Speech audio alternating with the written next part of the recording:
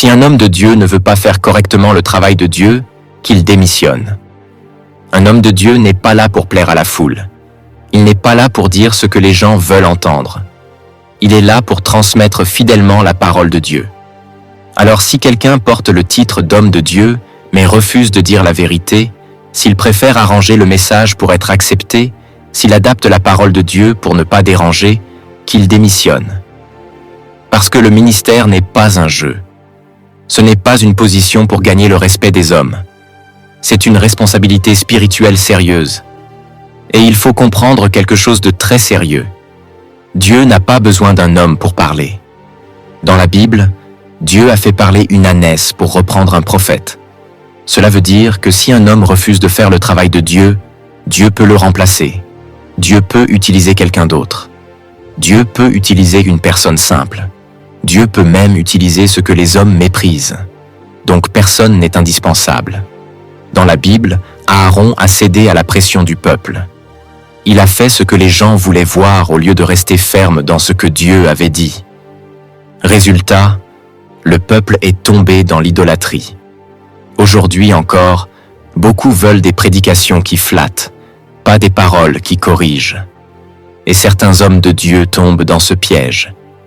Ils prêchent pour plaire, ils parlent pour être aimés, ils agissent pour être suivis. Mais un vrai homme de Dieu ne fonctionne pas comme ça. Il dit la vérité, même si ça dérange. Il corrige, même si ça déplaît. Il reste droit, même s'il est rejeté. Car celui qui cherche à plaire aux hommes ne peut pas marcher pleinement avec Dieu, et celui qui ne marche pas pleinement avec Dieu sera livré à Satan.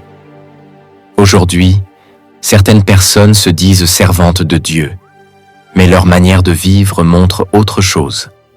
L'apparence a pris trop de place dans leur vie, même dans le ministère. On voit des faux cils, de faux cheveux, de faux ongles, et tout cela est présenté comme normal devant Dieu. Mais pose-toi cette question. Tu portes du faux pour adorer qui? Jésus? Non, tu t'es trompé. On ne peut pas servir le vrai Dieu avec une image basée sur le faux. Dieu est vérité, et ce qui est faux ne peut pas vraiment l'honorer. Vouloir plaire à Dieu tout en s'appuyant sur des artifices, c'est passer à côté de l'essentiel. Avec Dieu, ça ne marche pas comme ça. Il faut revenir à une adoration sincère, vraie, sans mélange. Alors si quelqu'un ne veut pas porter cette responsabilité avec sérieux, qu'il laisse la place. Parce que Dieu mérite des hommes et des femmes qui parlent vrai, qui vivent vrai et qui le servent avec intégrité. Les serviteurs de Dieu qui se comportent ainsi doivent comprendre une chose. On ne se moque pas de Dieu. Celui qui joue avec l'œuvre de Dieu, qui déforme la vérité, qui trompe le peuple, s'expose à un jugement sévère. Car servir Dieu n'est pas un jeu. Au final, il vaut mieux être rejeté par les hommes que d'être rejeté par Dieu.